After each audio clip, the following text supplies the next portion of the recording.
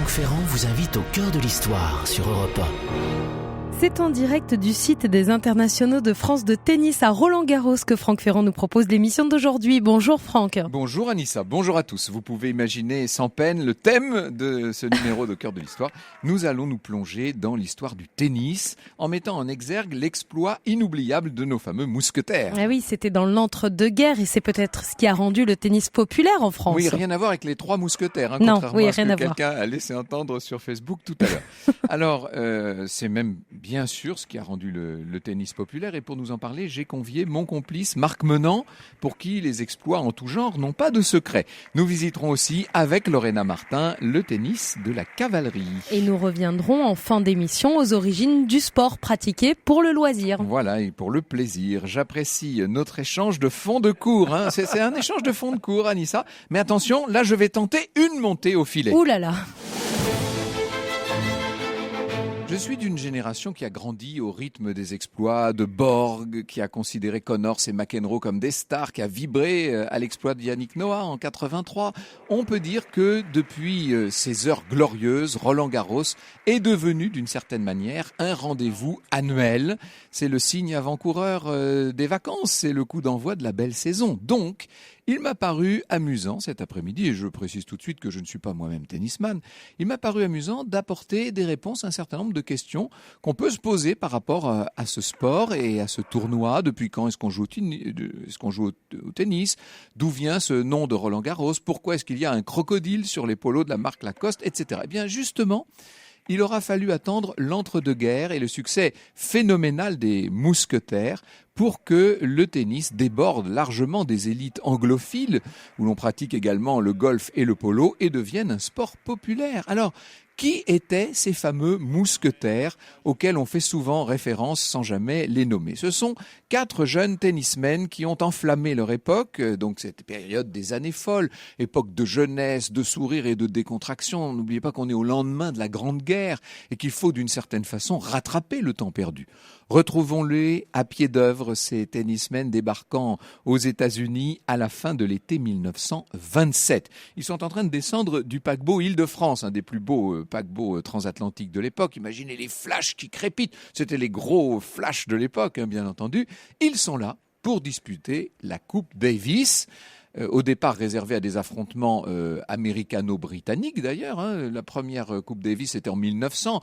À cette occasion, le joueur Dwight Davis avait offert une superbe coupe en argent. Il l'avait mise en jeu et la Coupe Davis était née. Et peu à peu, on a vu des joueurs australiens, puis japonais, enfin français, se mêler au concours. Et en cet été 1927, c'est la 3e fois que l'équipe de France tente de ravir cette fameuse coupe à l'équipe américaine. Elle a échoué en 25 et 26, je précise. Alors, vous connaissez le principe, une finale de la Coupe Davis, ça se joue en 3 journées, à 4 joueurs. Vous avez 4 simples, 2 les premiers jours, 2 le 3e jour, et puis le 2e jour, vous avez le fameux double que tout le monde attend, bien entendu. Du côté américain, un certain nombre de grands champions, Tilden, Johnson, Richards, Williams. Côté français, laissez-moi vous les présenter. Henri Cochet, 25 ans.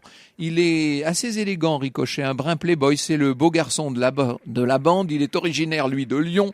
Ses parents gèrent là-bas un tennis club. Il a un jeu étrange, imprévisible et un petit peu sorcier. À Paris, il a fait la connaissance de Jean Borotra, 29 ans, qui lui est d'origine basque.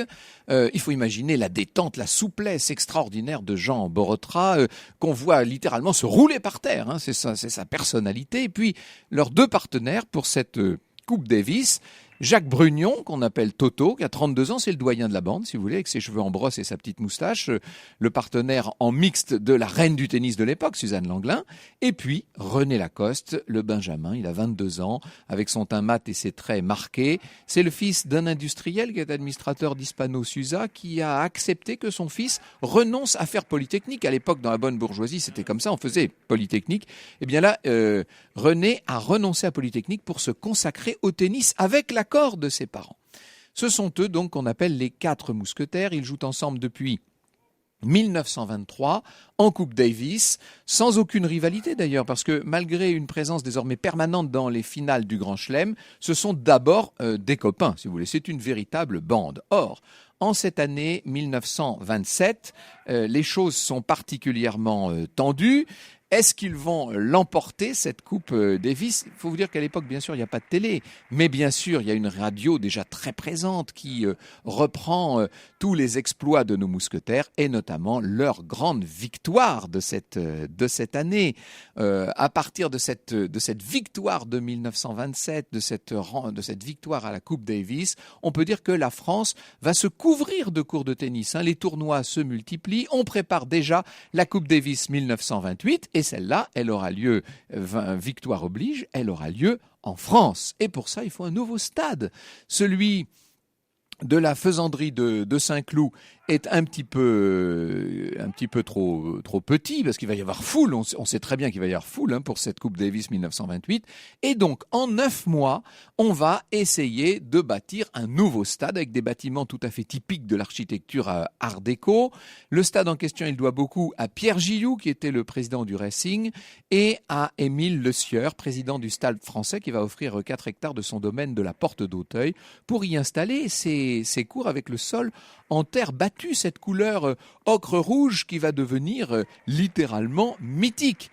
Quant au nom du nouveau lieu de sport, du nouveau stade, eh bien, Émile Le Sieur a fixé une seule condition à sa participation plus que généreuse, vous l'aurez compris, que le nouveau stade, avec ses cours, porte le nom d'un de ses anciens camarades de promo à HEC, grand aviateur mort pour la France quelques jours avant l'armistice de 1918. On célèbre cette année le 100e anniversaire de sa mort, le célèbre Roland Garros. Et voilà comment est nommé ce nouveau stade qui va bientôt faire parler de lui dans le monde entier. Franck Ferrand vous conte l'histoire sur Europe 1. Cet après-midi, Franck Ferrand est en direct de Roland-Garros jusqu'à 15h pour nous raconter l'histoire des 4 mousquetaires, ces héros du tennis français. Alors avant de poursuivre, Franck, est-ce que vous pouvez d'abord nous rappeler d'où vient le tennis et surtout quelles sont les origines de ce sport? Oui, on peut faire une parenthèse si vous voulez, Anissa. C'est vrai que c'est quand même intéressant. Il faudrait remonter très loin. Il faudrait remonter à la plus haute antiquité, aux Égyptiens, aux Hébreux qui déjà avaient des jeux de balle avec des instruments. Les Grecs, les Romains aussi, avec la sphairistique, vous savez, qui était l'ancêtre, si vous voulez, du jeu de paume qui, lui, nous vient via l'extrême-orient, via la Perse, je veux dire, de l'Orient le plus lointain. Les Persans avaient appelé ce jeu de chicane, d'où l'expression chicaner, par exemple. Ça vient de Shigan, qui est l'un des titres du roi des rois, du basileus de Perse. On sait que les califes de Bagdad jouaient à une sorte de paume dans une salle fermée. On jouait aussi à une paume à cheval, figurez-vous, une sorte de polo-paume, si on peut dire. En France, au Moyen-Âge, le jeu de paume devient un grand passe-temps pour les clercs, pour les chevaliers. Le roi Louis X le Hutin, le premier fils de Philippe le Bel, le premier des rois maudits, si vous voulez, est même mort après avoir pris froid à l'issue d'une partie de paume, par exemple. Et quant à Charles VI, le roi fou, il y jouait beaucoup avec son frère Orléans.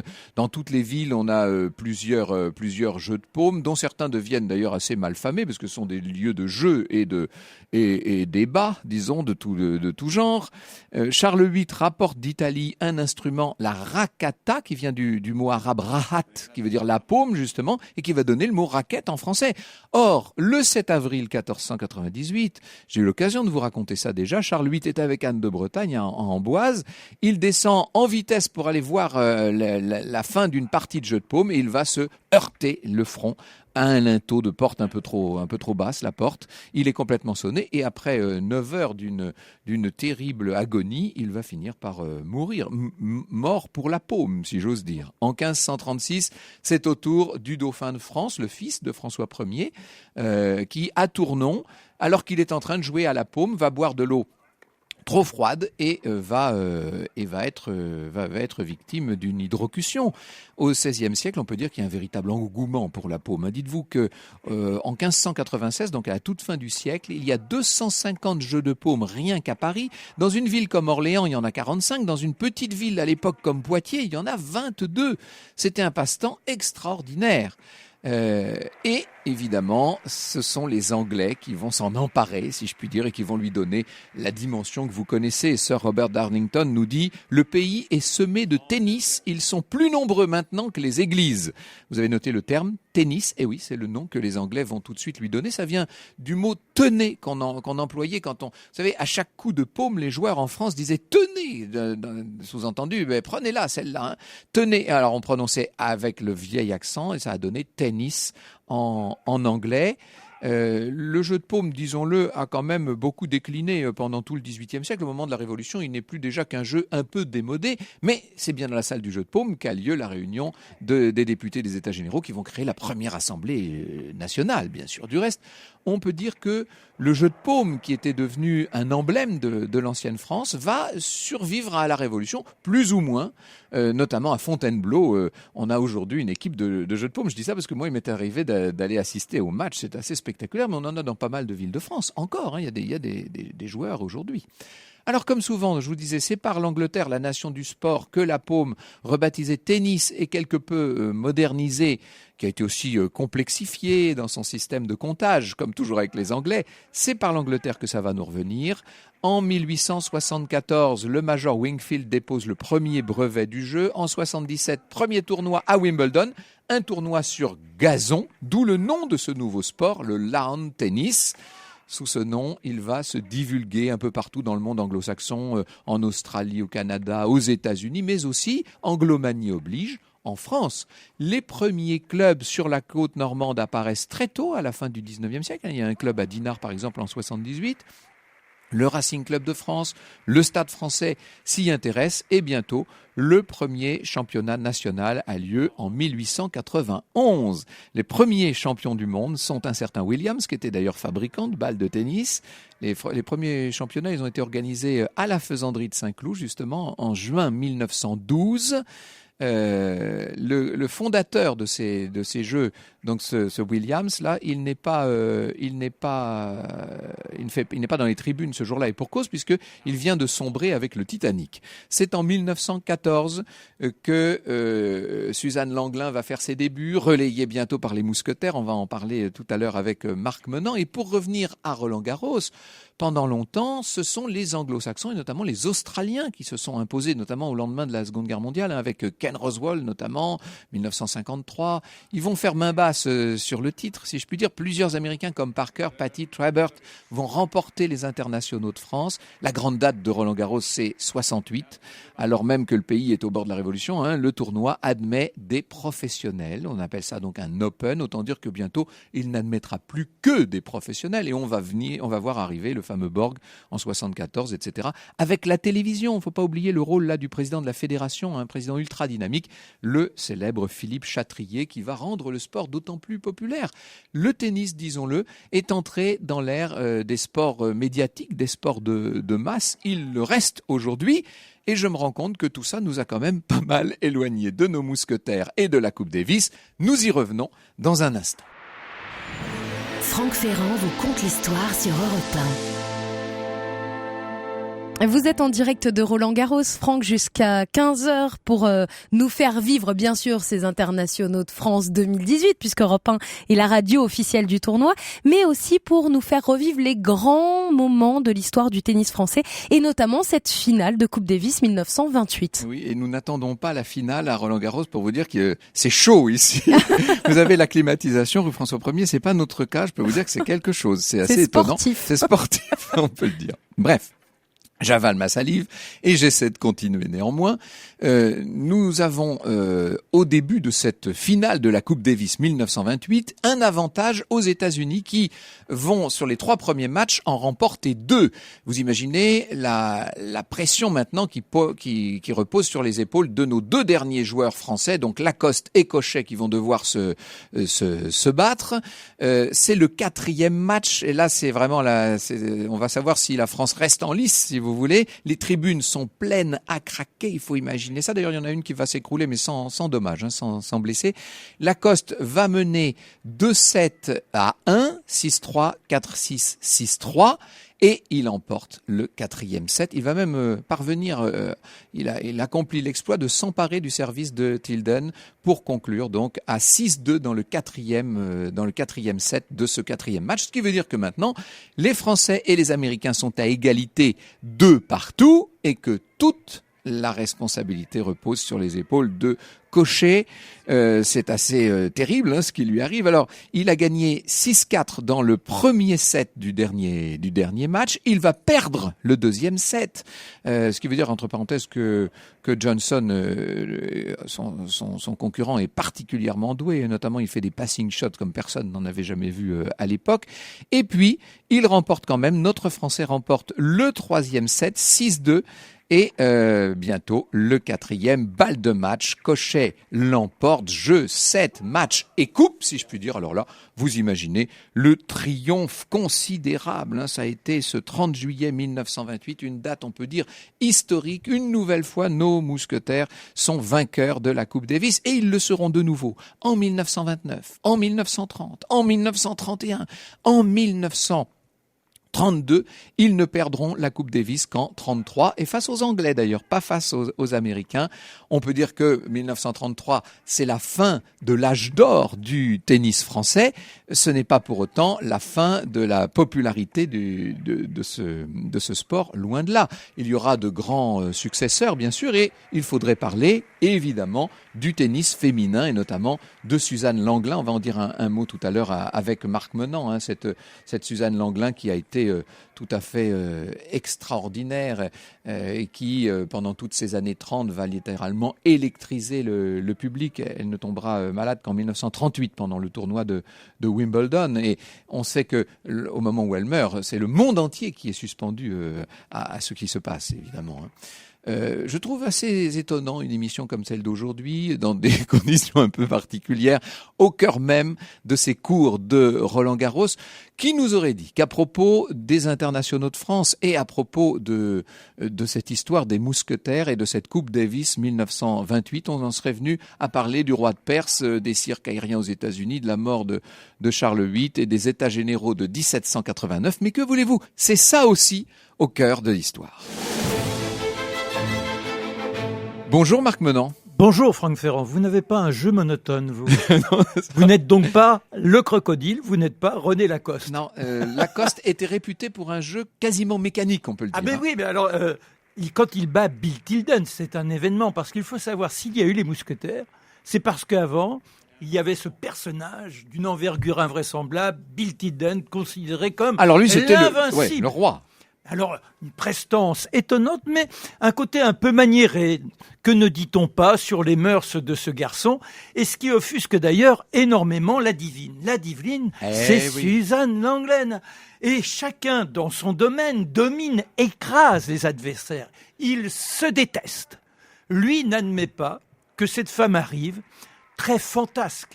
Quand elle se présente sur un court, elle a un manteau de fourrure. Imaginez, là, vous arrivez à Roland-Garros sous le soleil, eh bien, elle se serait présentée, le manteau de fourrure, les bijoux, les colliers, et ensuite, elle se dévêtait et passait à ce moment-là à l'action. Et elle passait à l'action avec une jupe un peu plus courte que les tenniswomen de l'époque. C'est elle qui va en avoir l'idée, mais il faut voir les photos de ce temps, et on s'aperçoit que c'est un véritable cabri. Jamais une femme n'a autant innové dans le jeu. C'est une femme plus que bondissante, elle est virevoltante, elle a le sens du spectacle. Et d'ailleurs, c'est pour ça que l'on appelle la divine. Rien dans sa vie n'est véritablement, disons, du quotidien. Elle enchante et fait en sorte d'être repérée. Imaginez à cette époque, quand on arrive en Angleterre, à Wimbledon, eh bien les bus ont des affiches entières avec la photo de la divine. Les gens entourent la voiture dans laquelle elle se niche et veulent arracher les autographes. C'est un personnage invraisemblable. Alors, quand on a une telle image, imaginez ce que l'on ressent lorsqu'un jour, pour un besoin de publicité, on accepte durant un entraînement, d'affronter Bill Tilden. Elle s'attend comme elle l'a... Donc c'est un match mixte là. Hein. Oui, mais qui se fait donc en dehors du cours. Bien sûr, bien sûr. Oui, mais enfin, c'est en dehors du tournoi. En dehors du tournoi. Mais ce qui est étonnant, c'est que dans sa tête, elle qui s'entraîne si souvent avec des hommes, elle est persuadée que ce personnage qu'elle exècre, elle va le ridiculiser. Mais lui, il y met un tel enthousiasme, un tel engouement qu'il l'écrase littéralement. Elle ne remporte qu'un seul jeu. Et de là, sa haine devient une véritable obsession et elle décide de se venger un jour par procuration. Et c'est comme ça que, un à un, elle va repérer et Brugnon, et Cochet, et Borotra, et Lacoste. C'est-à-dire qu'en fait, elle les a recrutés comme une espèce de bande de mercenaires pour aller la venger d'un match. D'une humiliation humiliation insupportable, intolérable. Et tant et si bien qu'elle réussira parce que les uns après les autres, ils vont dominer Bill Tilden et le conduire à sa fin. Alors il faut savoir en plus que ce personnage merveilleux qui arrivait lui aussi, on est dans un temps d'opéra si je puis dire. Quand on a la chance d'échapper à ce monde de l'usure, que l'on a la chance d'échapper à ce monde de la terreur, parce qu'il y a eu la Grande Guerre, on se met tout de suite en scène. Et par conséquent, Bill Tilden, à sa façon, il a les mêmes outrances que Langlen. Et cet homme-là va aller jusqu'à la ruine la plus totale. Et à la fin, il n'aura qu'un seul personnage qui fera attention à lui, alors qu'il est dans la misère la plus absolue, Charlie Chaplin. Et c'est Charlie Chaplin qui va en quelque sorte se charger de lui dans ses vieux jours. Voilà, c'est ça. Suzanne Langlen est restée aujourd'hui l'incarnation du tennis féminin. Elle était la première à devenir une héroïne, si je puis dire, sur les cours. Non, mais elle domine dans tous les domaines. Elle a un jeu d'homme. C'est invraisemblable. Plus ce sens du spectacle. Alors, ce qu'il faut savoir aussi, c'est qu'aujourd'hui, on attache beaucoup d'importance au simple. Mais à cette époque-là, le double était aussi spectaculaire et le public s'affriandait de ce genre de jeu, et le mixte aussi était extrêmement prisé. Alors elle va choisir les uns derrière les autres ses coéquipiers, et c'est comme ça qu'ils vont se révéler. Il faut dire qu'il y a encore dans ce sport de tennis, il y a encore une dimension un peu sociale à l'époque, et que le mixte permet aux couples de jouer ensemble, etc. C'est très pratique d'un point de vue mondain, en dehors des tournois de sport. Voilà, mais sinon on est quand même dans un monde qui est au-dessus du panier. C'est un monde de l'élite, des aristocrates, sauf à sa façon, Henri Cochet. Là, il y a presque une analogie avec Schumacher. Schumacher, qui n'est pas lui aussi fils de bonne famille, son père dirigeait un karting, et bien celui de Cochet était le patron du tennis club de Lyon. Alors nous allons faire exactement comme Suzanne Langlen. Nous allons aller à la rencontre de ces 4 garçons, l'un après l'autre, et voir à peu près quelles étaient les bottes secrètes des uns et des autres. Europe 1, au cœur de l'histoire. Franck Ferrand. Et lui aussi est en direct de Roland-Garros, tout près du cours Philippe Chatrier, le central à Roland-Garros. Ils ont les lunettes de soleil, le Panama, la chemise blanche. Marc Menant et Franck Ferrand vous font vivre, bien sûr, cet événement. Marc Menant est journaliste et écrivain. Il présente Vent Positif sur CNews tous les samedis à 14h. Et Franck Ferrand, vous nous parlez aujourd'hui de ces 4 mousquetaires. Jean Borotra, Jacques Brugnon, Henri Cochet. Et bien sûr René Lacoste. Oui, la chemise tant que nous la supportons, parce que bientôt nous allons passer à une émission spéciale sauna, pour tout vous dire. Alors, on va les prendre tous les 4 par ordre d'âge, si je puis dire. Le doyen, c'est aussi le partenaire attitré de Suzanne Langlen, c'est Henri Cochet, qui porte quand même un nom qui déjà en tant que tel est un jeu de mots. Oui, bien évidemment, pour le rebond Henri Cochet. Alors, je vous le dis, disons qu'il n'est pas à sa place. Il ne vient pas de la grande société, mais il a la chance que son papa soit le patron du tennis club de Lyon. Alors pendant que les autres s'expriment sur les cours, lui, il va sur un terrain à moitié, je dirais, défoncé, avec sa sœur. Il récupère des balles qui sont totalement lustrées. Ils ont la chance aussi de posséder des raquettes bien usées, mais il n'en reste pas moins que dans des conditions invraisemblables, ils essaient de développer une sorte de tennis instinctif. Et à ce jeu invraisemblable, il va développer une acuité invraisemblable. Et je dirais presque aujourd'hui encore, peu de joueurs peuvent se targuer de posséder. Alors, je ne pense pas que ce soit un don. Il l'a développé de par les conditions dans lesquelles il s'exprimait, telles que je viens de vous les décrire.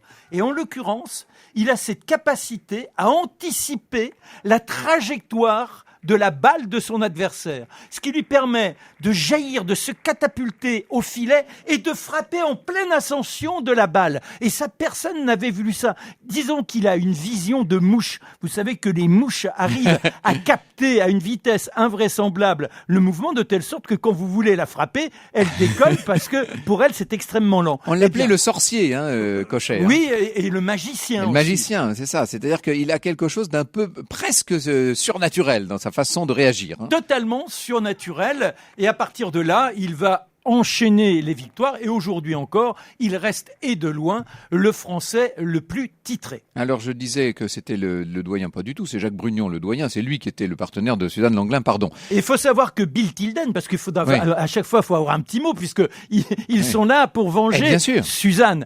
Alors il disait de lui, ce personnage-là, je ne comprends rien à son tennis. Disons qu'il est Tilden le seul... ne comprenait rien au tennis d'Henri, en fait. Ouais. Et il est le seul vers lequel il tirera sa révérence d'une certaine façon. Il admet qu'il est vraiment très très fort. Ouais. C'est à Paris que Henri Cochet, donc le Lyonnais, nous dites-vous, a fait la connaissance de Jean Borotra. Oui. Alors Borotra, lui, c'est le basque, lui. C'est le basque bondissant. Il perd son papa très tôt. Il est issu d'une très grande famille. Maman veut qu'il fasse Polytechnique. Il fait Polytechnique. Et il sera toujours une sorte de gentleman dilettante, mais cultivant ce sens du spectacle à la Suzanne Langlen. Tout voilà. C'est invraisemblable. Alors, il va avoir tout un protocole. Quand il se présente sur un terrain, il arrive, tête nue. Et puis, lorsque l'arbitre appelle les joueurs à se mettre en position pour entamer le jeu, à ce moment-là, il pose le béret sur la tête et le voilà parti.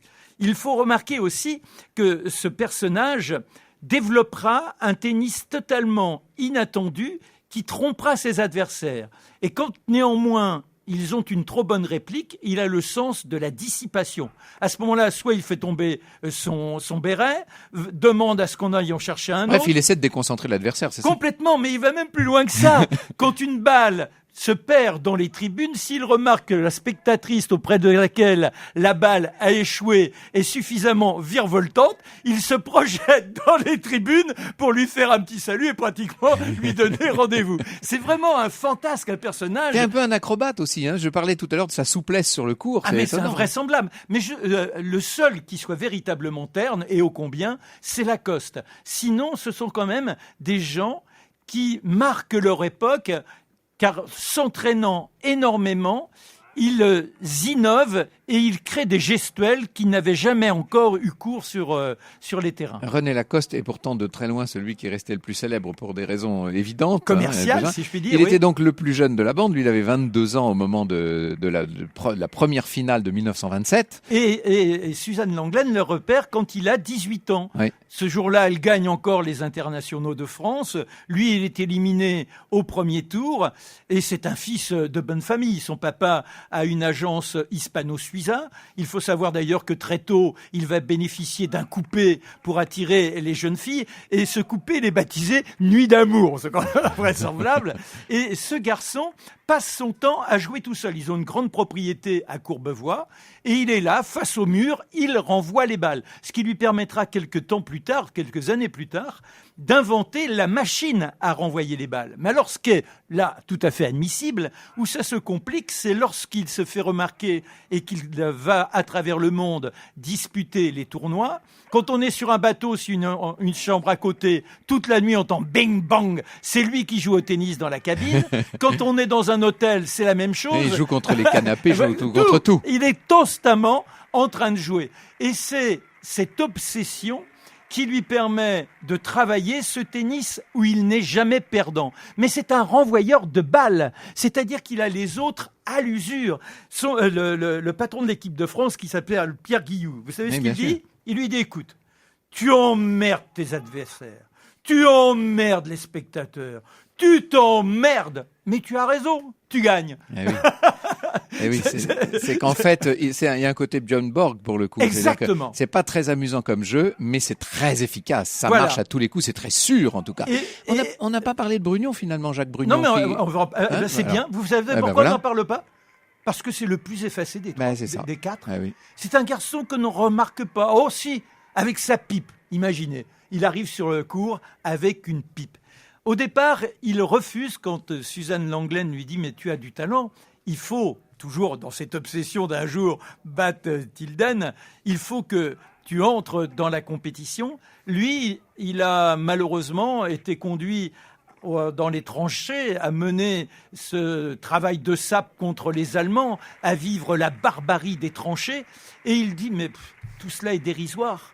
Quand on a vécu mais oui, ce que il a trop de recul finalement pour s'impliquer. C'est ridicule, je n'en ai pas envie. Et elle va néanmoins réussir à le stimuler. Et il restera très effacé, mais ce sera la pièce essentielle du quatuor dans la mesure où il sait leur instiller un dynamisme, un enthousiasme. Le jour où il y a une défaite, où il y en a un qui pêche un peu, il dit « Allez les gars, on va y aller !» Et c'est le grand spécialiste du double, car pour briller en simple, il lui manque un smash. Alors c'est l'homme sur lequel on s'appuie lorsqu'on est deux. Europe 1 au cœur de l'histoire. Franck Ferrand. Et Europe 1 est la radio officielle du tournoi international de Roland-Garros. Vous êtes donc en direct près du cours Philippe Chatrier, près du central Franck Ferrand, pour nous parler de cette incroyable aventure des 4 mousquetaires, ces héros du tennis français dans les années 20-30. Et vous êtes accompagné de Marc Menant, journaliste, écrivain, spécialiste des grandes et des belles aventures historiques. Et il présente Vent Positif sur CNews tous les samedis à partir de 14h. Alors nous avons évoqué donc Brugnon, Borotra, Cochet, Lacoste, qui était en quelque sorte le quatuor d'élite de Suzanne Lenglen pour aller battre Tilden, ce qu'ils ont fait.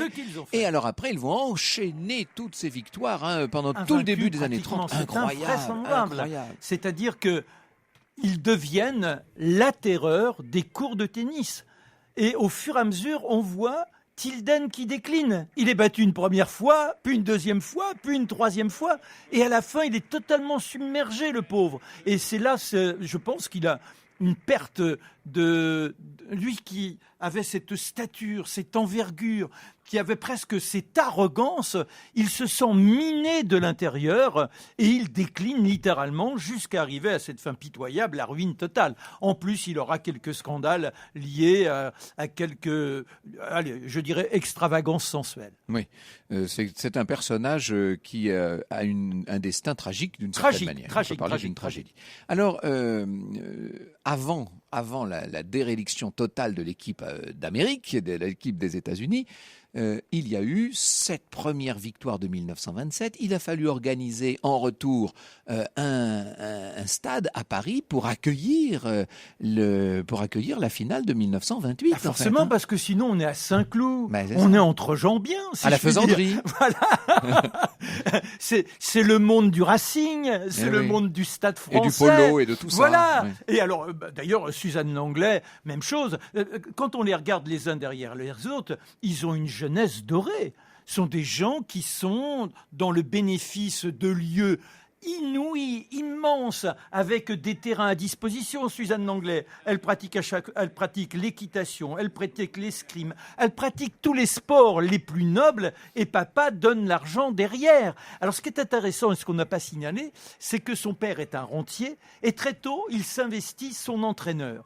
Et là, il dit, pour l'aider à progresser, il faut trouver des astuces. Il ne suffit pas de se dire entraîneur. Alors il va poser des petits rubans sur le terrain et elle doit renvoyer les balles très précisément sur ces points-là. Ce qui va faire de son jeu le jeu le plus précis de son temps, tout simplement. Exactement, et le plus invraisemblablement créatif, si je puis dire. Alors, ça c'est Suzanne Lenglen, d'ailleurs dont un des cours ici porte le nom, bien entendu. Ce complexe de Roland-Garros était beaucoup plus modeste en 1928. Voilà. C'était un cours. Mais c'est quand même, il y a 2 cours, je crois. C'est quand même Émile Le Sueur qui va décider d'investir sa fortune. On est toujours dans cette logique-là. Et il a cette amitié profonde avec Roland-Garros. Roland-Garros, aujourd'hui, forcément, on se dit grand joueur de tennis. Lui, c'était plutôt le roi du vélo. Il avait même gagné le championnat de France. Et le tennis n'était qu'une petite occupation, surtout que c'était un souffreteux. Il avait émigré à Nice pour suivre ses études parce qu'il avait besoin de se refaire une santé. Comme on dit, il fallait qu'il respire le grand air. Le roi du vélo, mais surtout le roi des avions. Oui, quand même. Non mais je parlais du sport et Mais bien après, sûr. bien sûr, il devient celui qui va vouloir franchir la Méditerranée. Son épopée, il part de Fréjus avec un seul moteur, la gueule au vent, parce qu'il n'est pas question d'avoir un cockpit. Le moteur qui s'époumonne, qui de temps en temps tousse et qui très rapidement d'ailleurs a une sorte de déflagration. Il se dit, bon sang, je vais me retrouver dans l'eau. On est juste au-dessus de la Corse. Et puis bon, il a l'impression que ça tient un peu. Alors il fait le pari d'aller jusque sur la Sardaigne. Une nouvelle déflagration. Et là, est-ce que je continue ou pas? Et dans sa tête, il y a une petite voix qui lui dit, mais si tu arrêtes, c'est ton rêve qui s'effondre. Alors là, où je perds mon rêve, où je risque ma vie. Et on est dans cette incroyable audace qui fait que tout est possible, on ne renonce pas. Et il s'engage pour aller jusque sur les terres tunisiennes. Et son avion tient, il se demande comment. De temps en temps, il est tellement porté par... En 1911. Oui, par ce souffle, par également le bruit du moteur. Vous savez, ça finit par créer comme un phénomène de tap-dame, l'hypnose. Il a l'impression de se dissocier, de se voir piloter. Et sauf que le moteur, il s'arrête. Il sort de lui-même d'une certaine manière. Ouais. Et il va connaître la panne d'essence et réussir à aller se poser sur la terre ferme. Là, un personnage jaillit, il se demande ce qui se passe, il lui demande d'où il vient, il dit « je viens de France ». Et on va trouver, je ne sais plus comment, un peu d'essence pour qu'il puisse aller se rejoindre Tunis. Oui. Et donc là, il a été le premier à avoir traversé la Méditerranée en avion. Il mourra 7 ans plus tard. Et donc cette année, c'est le centenaire de la mort de Roland Garros. Alors, il a été fait prisonnier par les Allemands. Il essaie de s'évader, grand joueur de piano. Il est capable, là encore, de toutes les ruses pour échapper à ses geôliers. C'est un personnage fascinant, ce Roland Garros. Et oui, malheureusement, il est emporté prématurément. Et son ami Émile Le Sueur veut que son nom reste. Et il dit, moi, je veux bien engager mes fonds en tant que mécène, mais à condition, c'est que ça s'appelle Roland Garros. Il était bien loin d'imaginer, Le Sueur, qu'un jour, Roland Garros serait un des lieux de sport, et on peut dire d'une façon générale, un des lieux d'événements les plus célèbres de la planète. Europe 1, au cœur de l'histoire. Franck Ferrand. Franck Ferrand qui est en direct de Roland Garros cet après-midi parce qu'Europe 1 est la radio officielle des internationaux de France de tennis. Et Lorena Martin vous a rejoint, Franck, pour nous parler d'un cours de tennis très particulier à Paris. Lorena Martin a mis sa tenue de tennis. Sa jupette. Ouais. La petite jupette. La petite jupette. Bonjour Lorena. Bonjour Franck. Et nous partons pour un lieu très méconnu mais extraordinaire qui se trouve rue de la Cavalerie, c'est-à-dire dans le 15e arrondissement, tout près d'ici, entre la Mode Piquet et l'école militaire. L'école militaire, c'est le tennis de la cavalerie, donc c'est l'un des cours de tennis les plus insolites. Il est situé au 6e étage dans un bâtiment art déco construit en 1924, rue de la Cavalerie, d'où son nom. Et autant dire qu'il bénéficie depuis sa terrasse d'une vue imprenable sur la Tour Eiffel, les Invalides et tous les toits de Paris. Et à chaque changement de côté, on peut profiter de la vue par les portes-fenêtres qui s'ouvrent sur la terrasse. L'immeuble est particulièrement beau. Il est dû au crayon de l'architecte Robert Faradèche. Et donc, on a construit tout de suite un cours de tennis au sommet ? Il y a en fait un cours de tennis au sommet, un cours en green set, couvert et chauffé. Donc green set, c'est une sorte de résine en fait. Et il faut imaginer le toit comme une coque de bateau renversée, une structure en bois, nid d'abeilles, avec des bas-reliefs à art déco en marbre, etc. Le site est absolument sublime. Et si je vous en parle, c'est que les 4 mousquetaires ont foulé ce cours, notamment Jean Brugnon, qui venait très régulièrement, René Lacoste. Il n'y avait pas 4, mais 5 mousquetaires en réalité. Il y avait aussi Jean Augustin, qui était professeur à Deauville et qui a enseigné donc au tennis de la cavalerie, dont il était le président, et il invitait régulièrement les 4 mousquetaires à venir s'entraîner là. Il se trouve que la maman du propriétaire actuel, Richard Seurat, a pris des cours avec Jean Augustin dans les années 60. Elle est devenue professeure de tennis, et quand Jean Augustin est décédé, elle a repris la présidence de ce tennis qui appartient toujours à la même famille aujourd'hui. Et Richard Seurat donc en est le président et sa fille assure la gestion. Et tout ça a été restauré, rénové au tout début des années 2000, 2000. La charpente refaite à l'identique, C'est etc. ça. Il y a des membres à ce club. Des membres, il y a à peu près 150 membres assez prestigieux, on va dire, des grandes personnalités issues ou non d'ailleurs dont Guy du Forget, tennis. dont Guy Yannick Forget, Noah. Voilà, les frères Sédou. Et longtemps, le club a été vraiment le club le plus élégant de Paris. On peut louer le cours 1 heure par semaine, toute l'année. Il faut bien l'avouer, il y a une longue liste d'attente. Oui, c'est peut-être pas un conseil à donner, somme toute. Merci beaucoup, Lorena. Europe 1, au cœur de l'histoire. Retour aux origines. Ah bah c'est un retour aux origines qui concerne l'émission d'aujourd'hui. Franck, on va parler de sport. Et justement, depuis quand pratique-t-on le sport, mais pour le plaisir, en loisir? En fait, il y a 3 grandes dimensions dans le sport. Il y a l'hygiène, bien entendu, et l'entretien de soi-même. Il y a la compétition, l'émulation, et ça, ce sont les Olympiades qui nous ramèneraient à l'Antiquité. Et puis, il y a la dimension de simple distraction, le desport ou disport, comme on disait au Moyen-Âge, pour désigner justement la distraction. Le grand dictionnaire universel du 19e siècle, Larousse, définit le sport, je cite la définition, comme un ensemble d'amusements, d'exercices et de simples plaisirs qui absorbent une portion assez notable du temps des hommes riches et oisifs. Vous voyez que c'est quand même très particulier. Ça va tout à fait dans la lignée de ce que nous racontait Marc Menant à l'instant sur l'origine sociale de ces premiers tennismen, d'une certaine manière. Alors, dans le sport à Paris, en 1854, Eugène Chaput recense les distractions de l'époque, qui sont donc équitation, boxe, natation, gymnastique. Vous voyez, la gymnastique, c'est d'ailleurs la discipline qui va entrer le plus vite dans les habitudes des classes plus populaires. Vers la fin du 19e siècle, le sport va devenir un spectacle, va devenir redevenir, devrais-je dire, une compétition. Ça, c'est toute l'histoire de Pierre de Coubertin, bien entendu. N'oublions jamais que dans l'idée des gens comme Pierre de Coubertin, il y a la distraction, il y a la compétition, il y a aussi et d'abord et avant tout l'entretien physique. C'est ce goût de la fin du 19e siècle pour le corps, pour l'hygiène, etc. Le sport, de ce point de vue, n'est pas seulement un plaisir, mais ça devient une discipline, et une discipline qui d'ailleurs se part assez souvent d'une dimension patriotique et même parfois nationaliste. Voilà à peu près ce qu'on peut dire sur les origines, mais vous voyez que le terme des sports au Moyen-Âge, ça voulait dire la distraction, tout simplement. Au cœur de l'histoire sur Europe 1.